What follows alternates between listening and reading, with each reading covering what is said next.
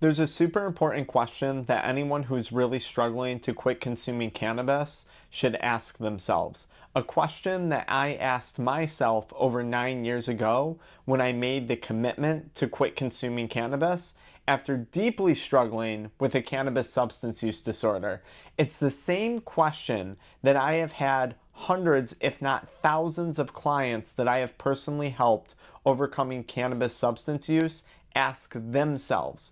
And that question is the pain of quitting cannabis, the withdrawal symptoms, the cravings, the insomnia, the irritability, is that pain and discomfort greater than the discomfort that you're experiencing as a result of continued cannabis use? So, the discomfort that maybe you're having in your relationships because of continued cannabis use, the discomfort that maybe you're having and experiencing in your finances, in your career, in your business because of continued cannabis use, the discomfort that you might be feeling on a day-to-day basis, mentally or physically, the negative impact that addiction and the consequences of addiction can have on your mental and physical health, is the discomfort of quitting cannabis, going through withdrawal, getting cravings, having some insomnia, having some stomach problems, is that worse than all of the side effects of continuing to consume the drug? And I know it sounds like a straightforward answer, and most people, when they hear that, they're like, well, no, probably not. Actually, quitting cannabis is probably easier than continuing to ruin my physical health, ruin my mental health, ruin my relationships, ruin my business, ruin my finances. But what people tend to fail to realize is that it doesn't seem that way when you first quit. And there's a reason for that. When you first quit consuming cannabis, you're still under this fog, under this delusion of substance use.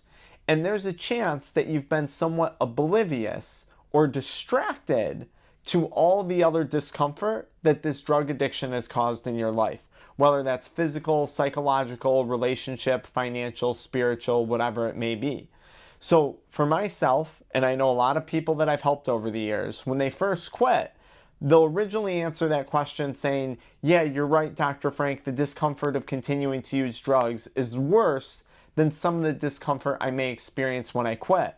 But then when they quit, they're like, wait a second, these cravings really suck. This insomnia is really a horrible experience. I can't do this. I'm going to choose, not relapse. I'm going to choose to going back to using the drug because I can't deal with this temporary discomfort.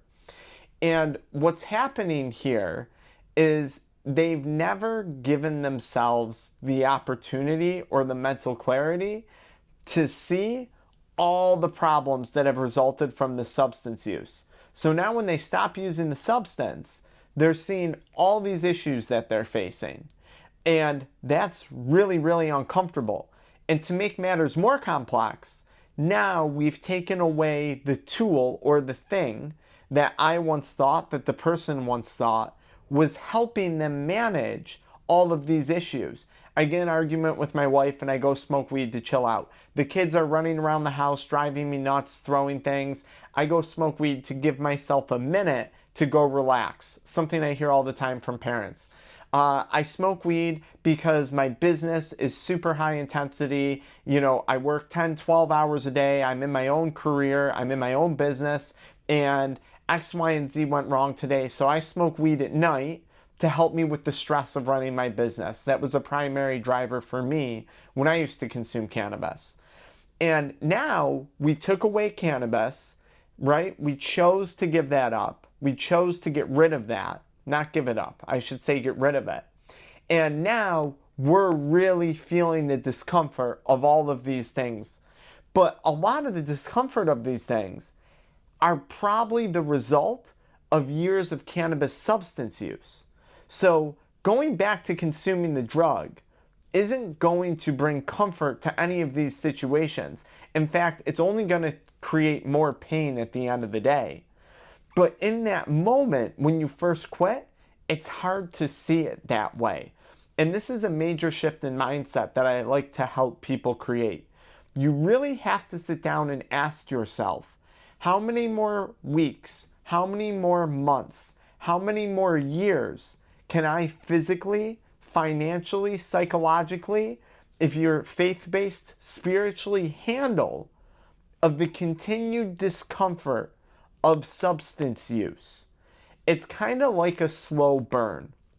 And I think this is one of the most insidious things about cannabis addiction.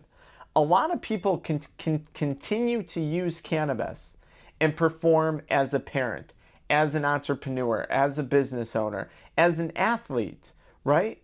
Yet they can continue to consume cannabis and still maintain, what, 50% performance in their day-to-day life? And a lot of people who use substances are actually very high-performing individuals. So when you take that 50% performance that they're at, that 50% of their maximum potential, and compare it to your average individual in society, a lot of those people are still performing at a way higher level than their peers are. But how much longer can you continue to operate at 50% before the deck of cards collapses? And for a lot of people who watch my videos, who have been watching my videos for years, the answer is probably not much longer. There comes a breaking point. And I know for me, I reached that breaking point. I reached it in my relationships.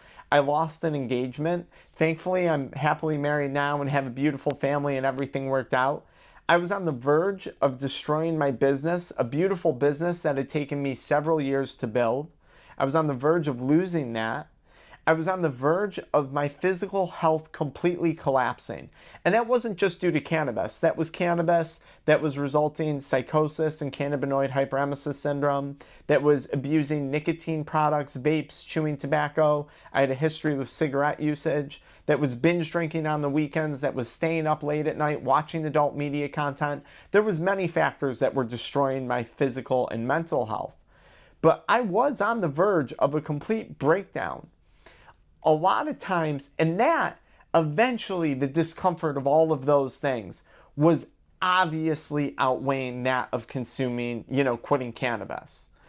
So if you're really struggling with withdrawals, I need you to go splash some water on your face and ask yourself, and I'm going to say something special about cravings. I have a special bonus tip for you in this video about cravings if that's what you're really struggling with.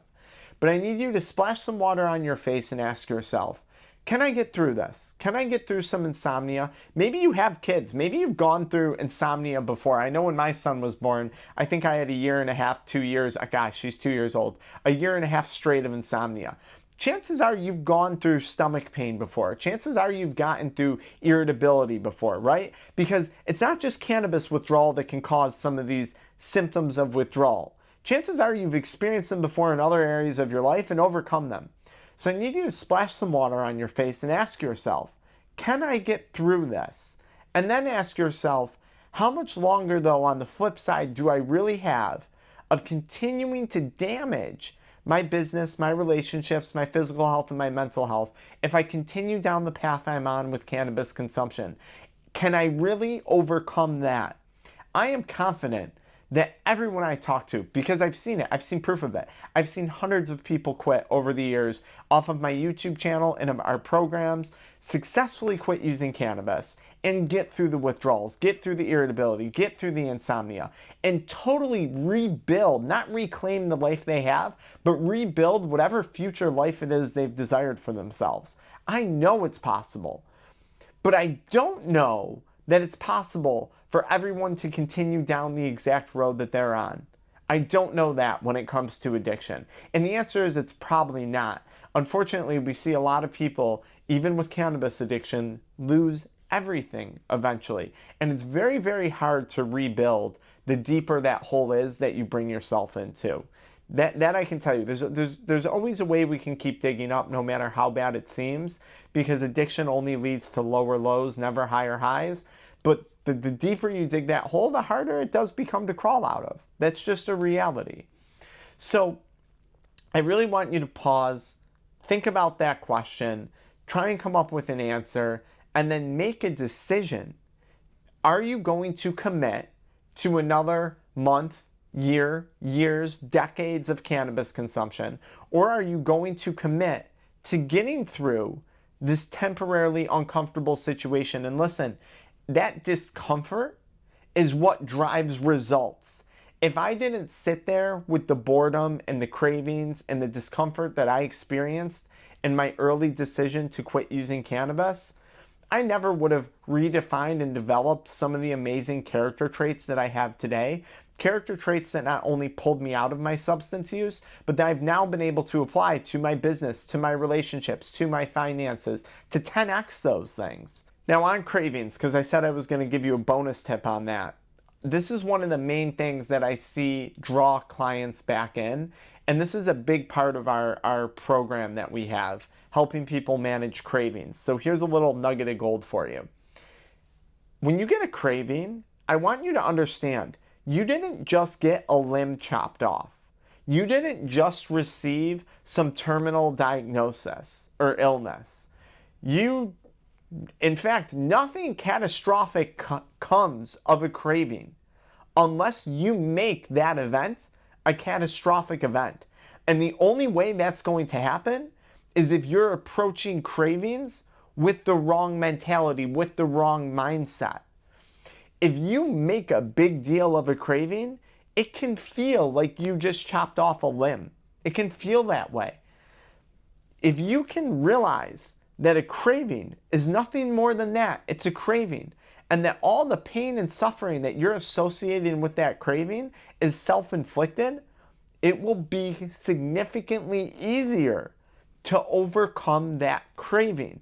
And by the way, this doesn't just apply to cravings and some of the psychological aspects of quitting, but it can apply to some of the physical aspects of quitting too, based on your unique case and your unique health profile, okay? And that's something that we go into detail with when I'm working with people one-on-one. But that's like a really powerful nugget of information. Just, it's a reality check. And a lot of times that was something that I needed when I was quitting substances. A reality check is, hey, if you continue down this path, there's going to come a day, likely, where you are no longer able to maintain it. And the longer you try and maintain it, the more problems you're eventually going to have to try and resolve. But on the flip side, if you can commit to quit, commit to put that substance down, because you want to see what performing at 100% of your potential looks like. You want to see what a stronger relationship with your kids and your wife looks like. You want to see what 10xing your business and your finances looks like. I don't even know if there's pain in that. I think there's only something to look forward to.